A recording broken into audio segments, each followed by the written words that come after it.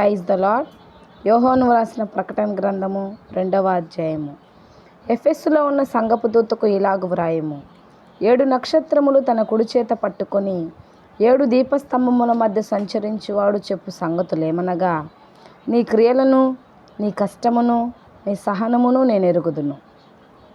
నీవు దుష్టులను సహింపలేవనియు, అపోస్తులు కాకయే తాము అపోస్తులమని చెప్పుకొని వారిని పరీక్షించి వారు అబద్ధికులని నీవు కనుగొంటివనియు, నీవు సహనము కలిగి నా నామము నిమిత్తము భారము భరించి అలయలేదనియు నేను ఎరుగుదును.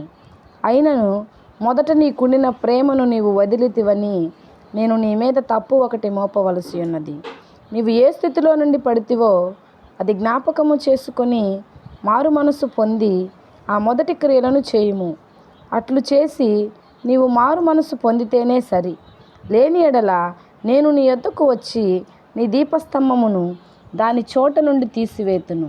అయితే ఈ ఒకటి నీలో ఉన్నది, నికోలాయితుల క్రియలు నీవు ద్వేషించుచున్నావు, నేను కూడా వీటిని ద్వేషించుచున్నాను. చెవిగలవాడు ఆత్మసంగములతో చెప్పుచున్న మాట వినుగాక. జయించువానికి దేవుని పరదైసులో ఉన్న జీవవృక్ష ఫలములు భుజింపనిత్తును.